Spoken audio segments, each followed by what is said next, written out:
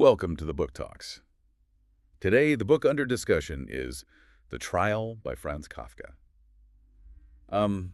Have you ever felt completely trapped in a bureaucratic nightmare? Oh, I think we all have, right? Yeah, exactly. Yeah, Like, wow. you know the exact feeling. Yeah. You're caught in this system where the rules just keep changing Oh, and nobody gives you a straight answer. right. And it's like the customer service desk is literally hiding in some suffocating attic somewhere. Yeah. Good luck finding it. Exactly. You try to use logic, you try to use reason, but the system just stares blankly back at you, Yeah. completely indifferent to your existence. What's fascinating here is how Kafka's century-old text perfectly captures that incredibly modern feeling. Yeah, That feeling of information overload and just, well, systemic helplessness. We desperately want to believe that if we just find the right form. or speak to the right manager. Exactly, Yeah. the right manner. We think the maze will finally make sense. But Kafka forces us to confront this terrifying reality. The maze isn't broken. Right. The maze is designed that way on purpose. Which is just chilling. Mm-hmm. So today, our mission in this deep dive is to extract the most fascinating kind of aha moments from Josef K's surreal journey through this bizarre legal system. And it really is a labyrinth. It totally is. We're going to unpack what his bizarre ordeal actually means for how you and I face absurd authority in our own lives. Which is super relevant today. Oh, absolutely. And I want to jump right into the deep end with the arrest itself. Yeah. Because, everyone focuses on the surreal nature of the warders, Franz and Wilm. Right, the guys who just show up. Yeah. Ugh. They're just eating Kay's breakfast in his neighbor's living room, Miss Bursner's living room. But, okay, let's unpack this. Let's do it. Kay's reaction to his own abduction is what actually drives me completely crazy. Because he doesn't react the way a rational person thinks they would react, right? Exactly. Yeah. Like, if two random guys showed up in my neighbor's bedroom, ate my cereal, and told me I was arrested without a warrant, You'd lose it. I would be calling the police. I'd be screaming. Or, I'd just walk out the front door. But Kay doesn't panic. He goes to his room and he looks for his bicycle permit. Which is just so absurd. It's bananas. Yeah. He tries to hand them his birth certificate. And then he just casually goes to work at the bank. Just a normal Tuesday. Yeah. And later that night, he actually reenacts the arrest for Miss Bursner, shouting his own name, and ends up forcing this aggressive kiss on her. It's madness. It really is. Why on earth does he treat this literal existential threat like it's just a minor administrative error? Well, because Kafka is exposing the ultimate fragility of middle-class rationalism. Oh, interesting. Yeah, I mean, Kay is the chief clerk at a bank. He is a creature of the system. Right. He assumes that because he operates logically, the world around him, even this entirely bizarre court, must fundamentally possess some underlying logic. So he's projecting his own worldview onto it. Exactly. He Uh-huh. thinks he can use his social standing and just ordinary documents to solve a metaphysical crisis. Wow. That's like trying to stop an advancing tank by holding up your gym membership card. That is precisely it. That's a great way to put it. He believes that his identity is codified by his paperwork. Right. If he can just prove he is Josef K, respectable bank clerk, the system will just, self-correct. But it doesn't. No, it doesn't.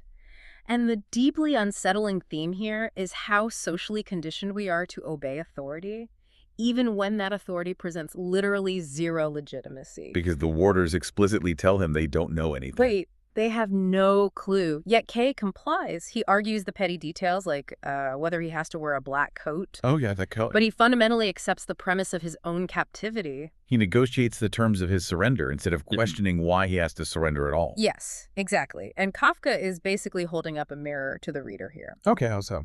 Well, we are so terrified of stepping outside social norms, of creating a scene, Oh, for sure. that we will politely comply with our own destruction.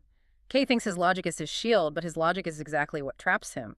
He insists on treating an irrational system rationally. But, I actually want to push back on that a little bit. Oh, okay. Because when Kay goes to his first interrogation at that tenement building on Julia Strauss, I initially thought he played it perfectly. Really? Yeah. I mean, he doesn't cower. To find the place, he invents this fake guy, lands the joiner, and knocks on random doors. Right, which is pretty clever. Yeah, and then he walks right into that crowded, unventilated assembly hall, gets right up on the podium, and goes on the offensive. He does give quite the speech. He gives this incredibly defiant, arrogant speech about how ridiculous the arrest is. He even slams the judge's notebook down. He does. In any normal story, that is the turning point where the hero takes control. Right, but it's the illusion of taking control. Yeah.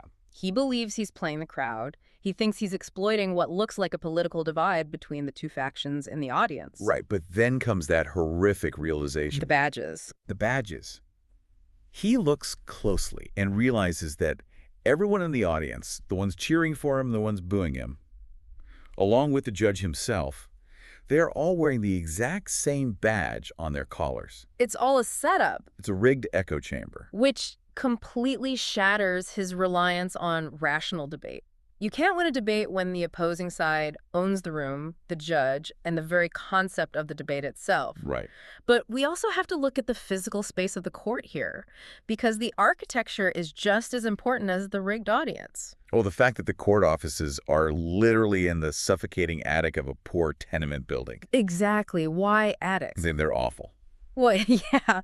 Attics are oppressive. They're entirely out of sight. They lack air, light, ventilation. Sure. When K-Tay walks through those hallways lined with broken, dispirited defendants just waiting endlessly on wooden benches, Kafka is showing us exactly why the system works. Right, because the court doesn't need to put you in a traditional iron-bar jail cell to punish you. The process itself is the punishment. The architecture of the court is the architecture of psychological degradation. The system is designed to physically and mentally exhaust you. It totally strips away your dignity. Exactly. Think about when Kay returns to the attic the next week.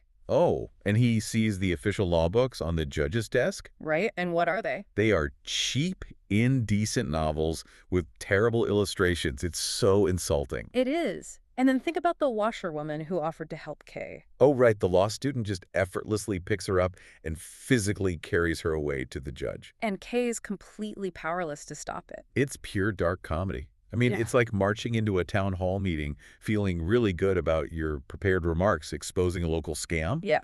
Only to realize the mayor, the city council, and the guy clapping the loudest in the front row are all running the scam together. Oh, absolutely. And they don't even care that you know. They welcome your speech because your participation validates their existence. By showing up to the attic to argue, Kay is legitimizing a court that operates out of a slum. He is playing their game on their turf. Okay, so if the physical confrontation in the attic is a guaranteed failure because the space is designed to degrade him, then I have to argue that his next move makes total sense. Hiring the lawyer. Yes, he turns to Dr. Holt. Because if you can't navigate a rigged system yourself, you absolutely have to hire a local guide. You need a lawyer who speaks the language of the attic. Well, you're assuming the lawyer's job is to navigate you out of the maze. Okay, here's where it gets really interesting. Because Dr. Holt is supposedly this respected lawyer representing this minor tier of defense. Supposedly, yes. But he does absolutely nothing. He just lies in his sickbed in the dark, writing these flattering, utterly useless petitions to unidentified officials. He's useless. He actively keeps Kay completely in the dark about his own trial. It feels exactly like a toxic, auto-renewing subscription service where the customer service reps deliberately string you along. Right. Not to fix your issue, but just to keep billing your credit card. If we connect this to the bigger picture, this is a masterclass in how bureaucracies sustain themselves. Well, I like that. Say more.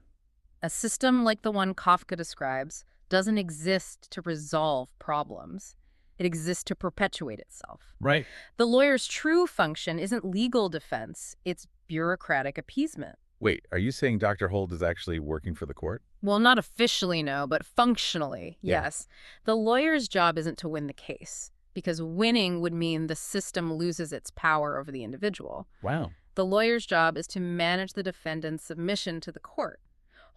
Brace his client's spirit so thoroughly that they become entirely dependent on the process itself. Which brings us to Block. Yes, Block. The businessman who has been on trial for 5 years.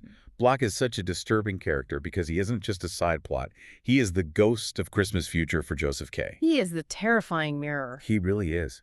Block has hired multiple secret petty lawyers. He's let his entire business crumble, and he has been reduced to this subservient, literal dog-like state. It's hard to read. When Kay finds him, Block is literally kneeling on the floor by the lawyer's bed, while Leanie, the maid, feeds him soup. Yeah. A grown, formerly successful man, infantilized and begging for scraps of non-information about a trial that hasn't moved in 5 years. Because Block represents total institutionalization. He is obsessed with the minutiae of the court and the myth of the great lawyers that no one has ever actually seen. Right, there were unicorns. Exactly. He has traded his autonomy for the false comfort of having a pending case rather than a final verdict. Ooh. Hold uses Leany to keep these men docile. They fall in love with their own subjugation.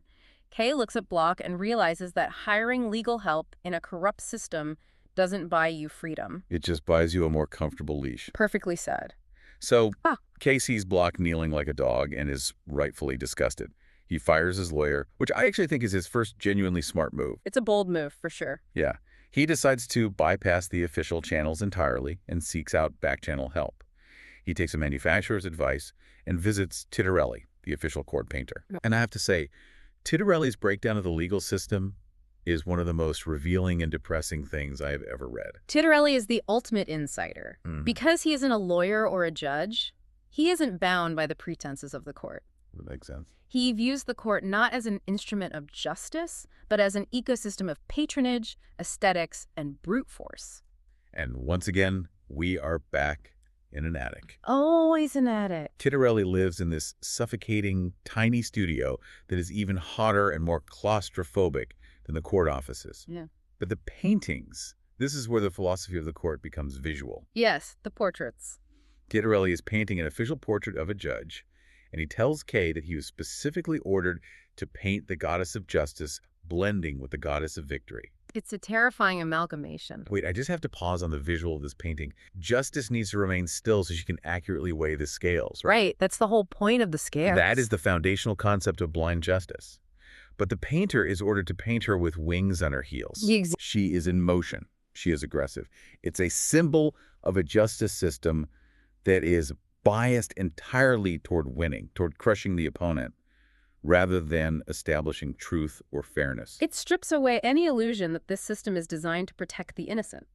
When justice and victory merge, the verdict is predetermined by whoever holds the most power. Yeah. The system is entirely outcome-oriented, and the outcome is always the preservation of the system. And that preservation is exactly what Tittarelli explains when he lays out the three possible verdicts Kay can hope for. The three options. I equate these three verdicts to a rigged casino game, where the absolute best-case scenario isn't winning your money back.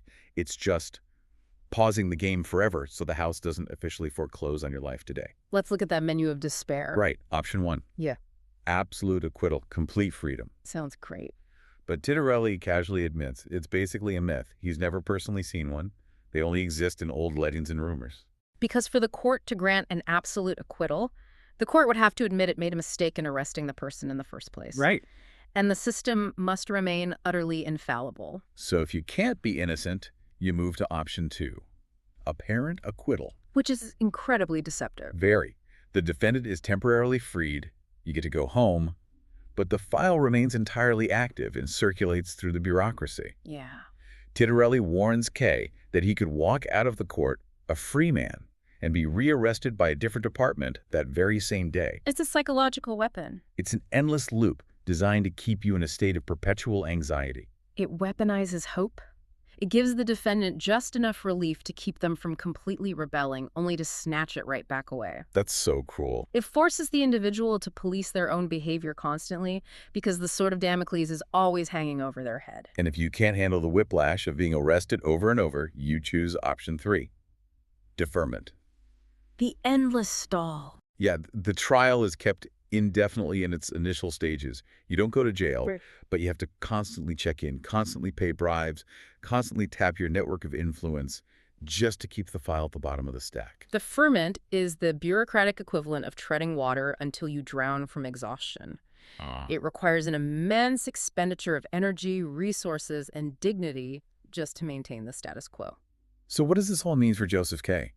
I mean, he has exhausted his own logic. He's exhausted the institutional safety net of the lawyers. He's exhausted the corrupt back channels of the painter. He's out of options. He is left completely alone with the philosophical weight of his situation.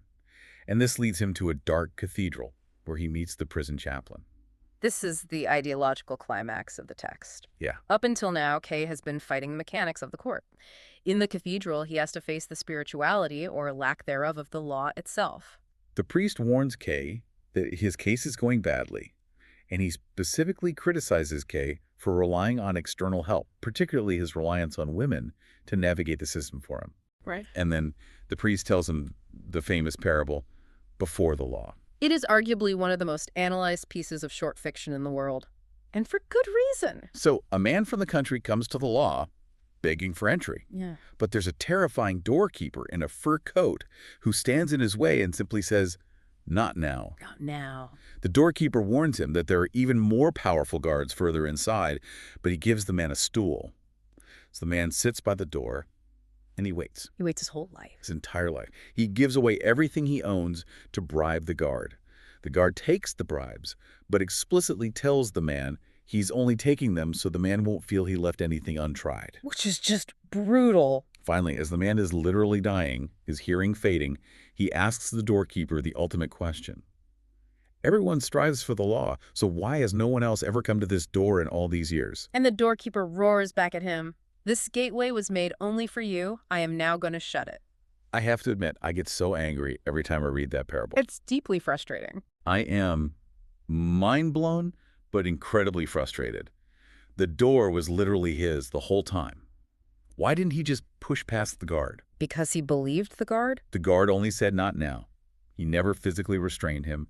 The man chose to sit on the stool. This raises an important question about the nature of power and consent. The tragedy of the man from the country is a tragedy of self-imposed paralysis. Wait, are you saying the doorkeeper didn't actually have any power? The doorkeeper only has the power that the man grants him. Oh, wow. The man from the country projects authority onto the guard, and in doing so, he disempowers himself. He waits for official permission to enter his own life. That is so profound. The stool the guard provides is the most insidious part of the trap. It's a tiny concession. A small comfort that encourages the man to stay passive rather than take violent, decisive action to claim what is rightfully his. Which means K is exactly like the man from the country. Precisely. By constantly engaging with the court, by seeking out lawyers, by arguing with judges in the attic, by commissioning paintings from Titterelli K sitting on the stool. He's waiting. He is waiting for a corrupt, absurd bureaucracy to give him an official document declaring his innocence. By seeking the court's validation, he validates the court. He grants them power over his existence. It makes you actively question, was K's biggest mistake fighting the court poorly, or was his biggest mistake fighting it at all instead of just walking away? If the system is entirely illegitimate, then engaging with it on its own terms is the ultimate concession of your own freedom. That is incredibly heavy. To quickly recap this massive descent, Yeah. we watched Josef K go from an arrogant, logical dismissal of a bizarre morning arrest down into the stifling, corrupt attic courts. We saw the institutional safety nets act as traps designed to manage his submission, reducing men like block-to-crawling dogs. Literally. And we finally reached the cathedral, realizing that the legal maze isn't a path to freedom. It's an endless loop, specifically designed to break the human spirit through exhaustion. He discovers that the system is ultimately a mirror of his own willingness to submit to it. The law remains inaccessible not because it is locked, but because we are too conditioned to ask for permission to enter. Which brings us right back to you listening to this deep dive. How often do you sit on a metaphorical stool, waiting for a doorkeeper to give you permission to enter a space that was actually built specifically for you? It's a tough question. How much of your daily energy is spent fighting a bureaucracy at work, in society, or even the rules you've internalized in your own head that only exercises power over you because you continue to acknowledge its authority? I want to leave you with one final, slightly different thought to mull over. Okay. We've spent this entire time looking at this from the perspective of Josef K and the man from the country, the victims of the bureaucracy. But bureaucracies are made of people. Right. Franz, Willem, the clerk in the attic, Tedderelli, Dr. Hold, they are all just cogs in the machine, enabling the nightmare for someone else. So the question isn't just whether you are sitting on the stool waiting for permission. The more terrifying question is, in your corporate life, in your social circles, or in your community, are you acting as the doorkeeper for someone else? Wow. Are you enforcing arbitrary rules, demanding endless deference, and participating in a system that crushes the agency of others simply because that's the way it's always been done? That is a question that will definitely keep me up tonight. Are we the victims of the maze, or are we the ones building the walls for the people coming up behind it? Exactly. Maybe the next time you find yourself stuck at that metaphorical customer service desk in the attic, you'll remember Josef K. And you realize you have a choice. You always have a choice. You can either sit on the stool and wait for a permission that will never come, or you can decide to turn around, walk out the door, and refuse to play the game. Thank you so much for joining us on this deep dive. We'll catch you next time.